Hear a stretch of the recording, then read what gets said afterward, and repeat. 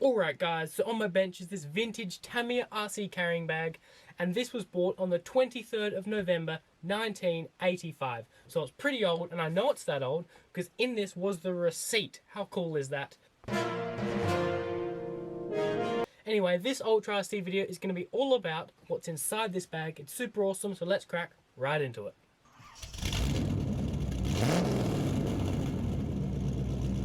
Alright guys, so to add a bit of suspense, let's start by opening it up and I'll show you the battery.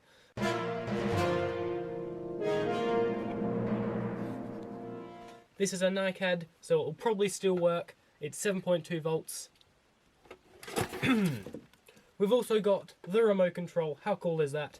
This actually only moves side to side, doesn't go up and down because that's just the steering. Same with the throttle, doesn't move left to right. How cool is that?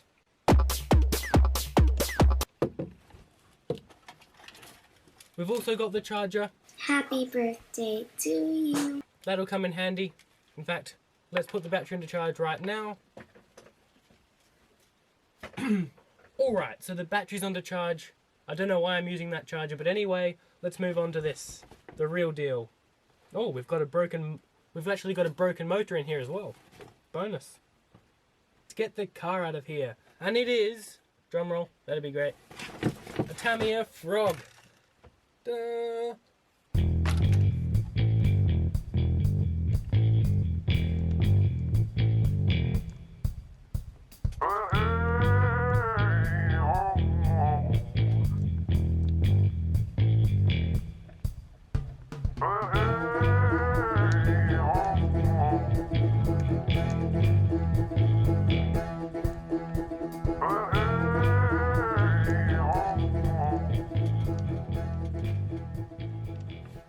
Alright, so the first thing I'm going to do is just take off the body.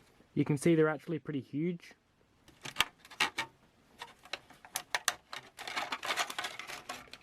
So it's got a bottom mounted battery. Here's a little pin that just comes out. This opens up. And here you can see is the receiver. It's pretty huge and it's covered in something kind of weird. So someone's tried to waterproof it and it probably worked a long time ago, but you can see it's coming off and it's not ideal. Now hopefully I'm going to actually use this still. I'm going to try and keep it how it originally was, but if this doesn't work, obviously I'm just going to convert to a 2.4 gigahertz system. Also inside here is a receiver battery. Look at that. That has been in there a long time. On the back of the body here there's this switch, so I'm just going to unscrew that for the moment.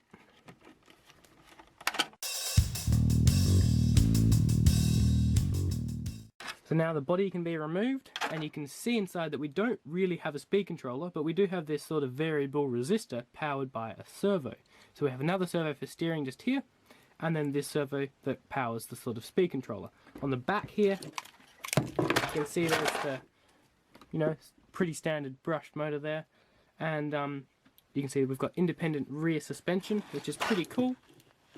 Works like this. That's a pretty interesting setup. I don't know how this is going to perform. I've never driven one of these before, but I'm sure it's going to be pretty fun when we get it going. Now I am going to keep this here, surprisingly enough, for the moment. I'm going to try it and just see how it works. I have got rid of lots of these before in cars, but I see if it works, why not? Let's try and keep it nice and original.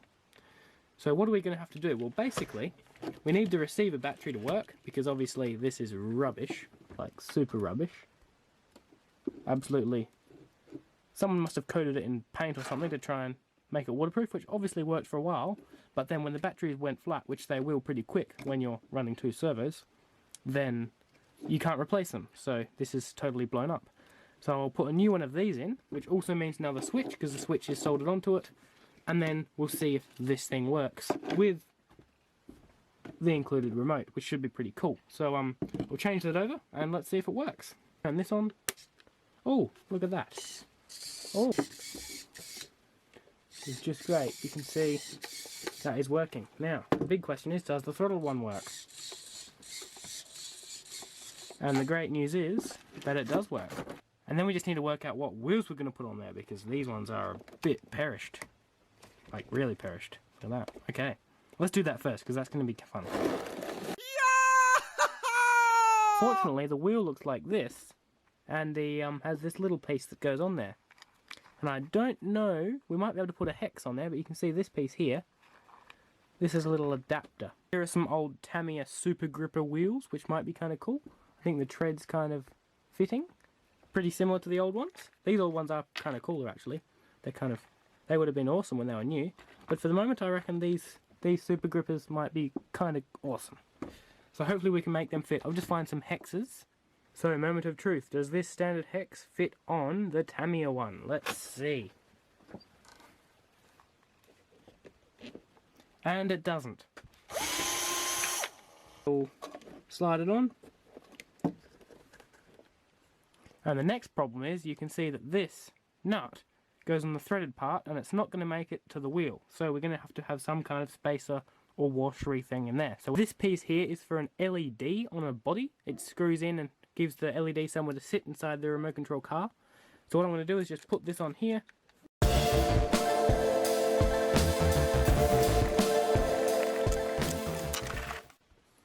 Alright, so we've got our new wheels on. While the battery for this is charging, I'm just going to use this one temporarily, just so that we can see what's working here. Prop it up on this box so it doesn't drive away. And we can give it a proper test, see what happens. Ah, so that is not good. If you look at this, if I move the throttle, you can hear that the motor is spinning but the wheels are not spinning, which means there's something wrong in there. What that is, I'm not sure, but let's try it now. So there's something missing in there. I think that there's something wrong with this differential, so let's open it up and see what's going on inside there.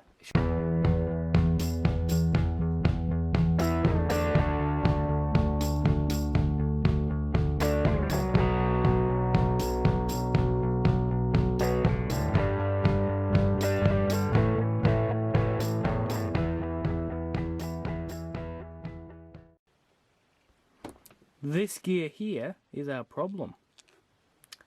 That is no good. We're going to have to do something about that. Alright guys, so that cog in the back there, that was our problem. So I just put it all back together so I don't lose where the screws go, because I ordered that part on RC Mart. Yay! That should be here soon. I've never used that RC Mart before, but that should be great. So if you want to see this thing driving, as soon as I get that part, I'll chuck it in here and we'll make an awesome video of this thing driving around. So make sure you turn on notifications so you don't miss the next awesome video on this. And there's lots of other awesome things I've been working on, lots of other awesome Ultra RC projects back here. So make sure you subscribe as well. If you know anything about these Tamiya frogs, comment down below. I'm interested to hear what you know about them, because I don't... Anyway, so thanks for watching this awesome Ultra RC video. If you liked the video, give it a thumbs up. And thanks for watching, and I'll see you around later.